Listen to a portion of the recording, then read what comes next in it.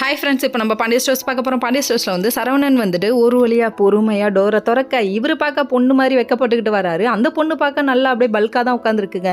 அந்த பொண்ணை பார்க்கும்போது சரவணனுக்கு மேலே சரவணனாக இருக்க மாட்டுக்கு, சரவணனே ஹைட்டோன்னு நினச்சோம், சரவணோட ஹைட்டாக இருக்க மாட்டுக்கு. சரி, இதெல்லாம் ஒரு பக்கம் இருந்தாலும் அந்த பொண்ணு வாங்கன்னு உட்கார வச்சதுக்கப்புறம் சரி ஏதாவது பேசுங்க, அவங்கள பற்றி சொல்லுங்க அப்படின்னு சொன்னோடனே அவர் ஆரம்பிக்கிறாருங்க. பாண்டிய ஸ்டோர்ஸ்லேருந்து பாண்டிய ஸ்டோர்ஸ் குடும்பம் வரையும், ஐயோ அமையிறது பூரா இப்படி தான் அமைவீங்களாயா, மொத்தம் போயிடும் குடும்பத்தை பற்றியே பேசினா எந்த பொண்ணுக்கு கடுப்பாகாதாயா, சரி நீ இதெல்லாம் அவங்க வீட்டில் இருக்கவங்களே சொல்லியாச்சுப்பா, நீ சொல்லுப்பா ஏதாவது அப்படின்னு சொல்லி கேட்டுட்டு இருக்கும்போது அப்படியே ஷையாகிறாரு. அப்படியே எடுத்து தொடச்சிட்டு எட்டி பார்க்குறாரு. எங்கப்பா எட்டி பார்க்குற, என்னப்பா ஆச்சு அப்படின்னு சொல்லி கேட்குறாங்க.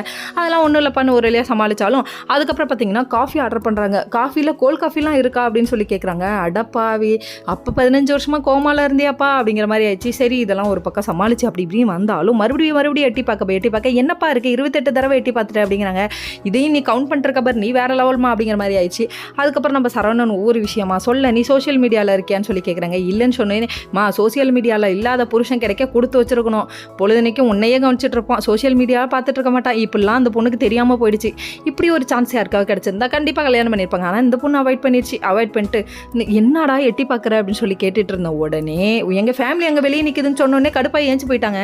அடப்பாவிகளா, நான் உன்னை தனியாக தானே மீட் பண்ண வர சொன்னேன்னு சொல்லிட்டு கிளம்பி போக வீட்டில் உள்ள எல்லாரும் பயங்கர அப்செட். இனிமேட்டுக்கு மேட்ரிமோனியில் இருக்க பொண்ணை பார்த்தீங்க அவ்வளோதான் அப்படின்னு சொல்லிட்டு நம்ம பாண்டியன் ஒரு பக்கம் கோவப்பட்டாரு.